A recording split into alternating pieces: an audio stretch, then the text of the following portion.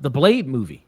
I guess it's over. I guess it's officially done there. You have Mahershala Ali, who did come out and say that he stepped away from the project there. And he's moved on and he's not gonna do it any longer there. Just kind of want to get you guys' reaction to that. And kind of go seemed like it was basically people could already see it kind of coming because there had been no news about it. It's basically just the ripping off of the Band-Aid. What say you there, Nick? Yeah, at this point, it's something that I feel like anybody paying attention to the countless delays, the revolving door of directors and screenwriters who are attached to it, just nonstop delays and nothing burgers happening with Blade for the last several years. You kind of just felt it coming. It's at a certain point you just got to accept that it's not happening, which is a shame because that was one of the highlights of the Comic-Con that it was announced at, that Mahershala Ali was going to play this role. Yeah, and that happened in 2019. That happened. So it was that long ago. Pre-COVID there, and then there's so here IGN, so Mahershala Ali did a GQ interview there, and then this is a quote for him, and he said the best way I can answer this question is when I look at what is for me, it was either this or that, and I'll take this. Ali said, references his new movie, Your Mother, Your Mother, Your Mother. No offense to them. I've been doing this professionally for pushing 30 years now. And one thing I've learned is that what is for you, and what is not, is not. For whatever reason, that project is not for me. If they wanted to do it, we would have done it. So I have to move on. And I have moved on. Your Mother, Your Mother, Your Mother feels very much in alignment with the type of work I want to be known for. I don't really want to be known for remakes. Which I guess, Blade wouldn't be a remake; it'd be just an adaptation. Yeah, technically wouldn't be a remake, but I get where he's coming from, especially because Ali, the actor he was in 2019 when it was announced is not the same person that he is now. He's done a couple projects since then that have been a little bit more smaller scale, that have been chances to showcase his range outside of being a 2-time Academy Award winner. And I kind of get where he's coming from artistically. Yeah. So I don't want to nitpick it too much. I get what he's saying with that there. He says, I love to do original work that resonates with people and impacts them in unique ways there. And Your Mother, Your Mother, Your Mother looks good. Looks cool. It's he waited so long to get a chance to play around with the sword on film. He said, fuck it, I'll do it myself. Yeah. So people are like, hey, well, I guess in some ways, we're kind of getting the Blade movie in some ways there with that. What do you think about this news there, Chris? Yeah, just to piggyback off of you guys real quick. It's sad. It's really embarrassing that you made him put on the hat and walk Comic-Con stage and make these promises and we're gonna do it. We really wanted 2-time Oscar winner Mahershala Ali in the MCU, and we told him you can do whatever you want to do, and he said he wants to do Blade. We're gonna make it happen. And is it the politics? Is it the fact that he's a black superhero killing a bunch of white vampires? Is that why we can't make the movie? What is the problem? Why can we not get this project off the ground with Mahershala Ali? It is disappointing. I was looking forward to it.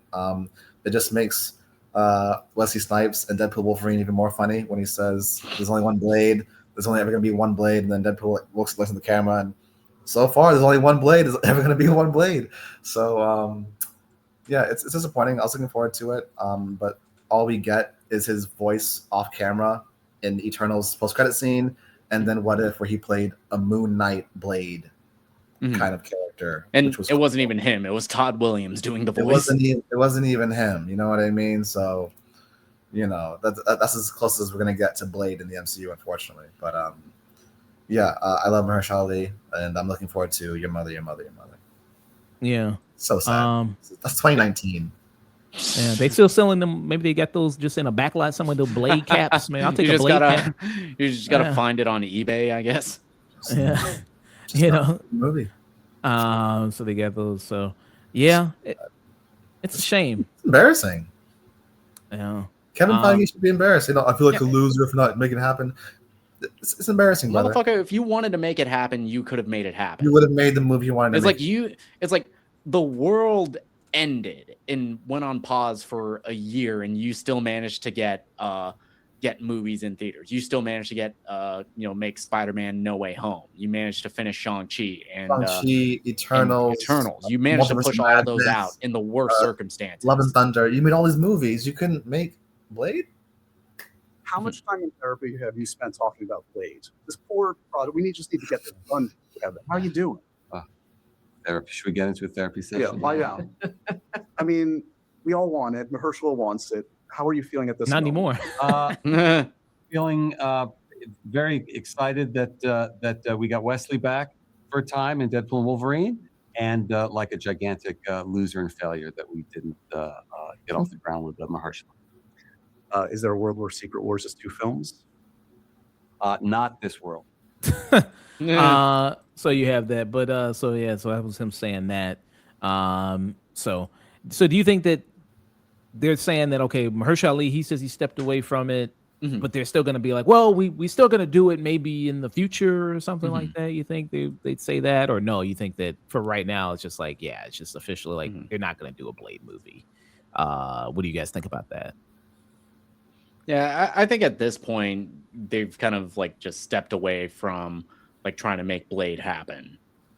Yeah. And somebody mentioned there, and I was talking about this with Chris before the stream there, about like, okay, the future, they announced like at this recent San Diego Comic-Con the future of these MCU movies. So we got Doomsday coming out this year. Then they said there's not going to be any Marvel movie in between Doomsday and Secret Wars. So then it's going to be Secret Wars next year. And then after that, they have Black Panther 3, where they announced, the whole thing with David Johnson coming on and everything like that.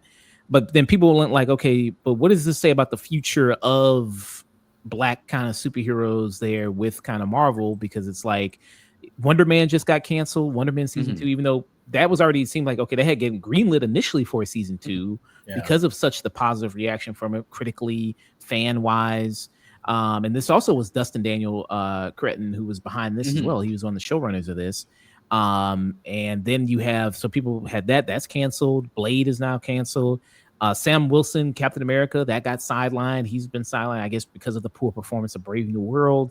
And then you had Kevin Feige, who blamed Anthony Mackie. He was like, well, I guess the reason why that movie didn't do well was because, it didn't have Chris Evans in it. And it's kind of like, damn, you kind of threw Anthony Mackie under the bus, for that. Not because it was a slap together script and it was rushed, and not because the movie sucked.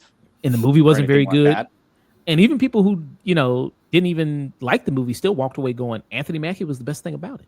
Even people who didn't even really think that strongly of it. And then you have Monica, is it Monica Rambeau or Marie? It's Monica, right? Monica Rambeau. Monica Rambeau there, who is like, somebody said, where the fuck is she? I could have sworn, I thought she was part of the cast of Doomsday. I could have sworn. Her name was in the chairs. Yeah, so I thought she could. So how big of a role she's gonna have, I don't know, because I know at the end of the Marvels they did that whole thing when they set up her being like the X-Men universe, and she's behind like that rift in time and space, and she's now in the X-Men universe. That's last time we saw her, and now we're getting more X-Men stuff. So what's the word on? There's no word on her at all, marketing wise. Yeah. So, and then even just not even Black people. I mean, I know they said they're gonna do Shang-Chi 2. I think that's the Dan Crane. He did confirm that. He said, they are working on it. They are gonna do it. And that movie came out in 2021. Yeah. But they said, hey, we are gonna do it. So that's, I guess, okay. Asian people are covered. But what about no Latinos there? You got no Latinos. You got no Black superhero-led film. I think the only one you got coming up is just Black Panther. And then whatever you about female-led superhero films, like what else you got cooking? I mean, that's not on the horizon at all there. Are they going to try to do like a Captain Marvel 3? Are they going to try to do that? Maybe not after the Marvels. I don't blame any of the actors for that movie. What do you think about the future there, Nick, there with kind of some of that kind of going on?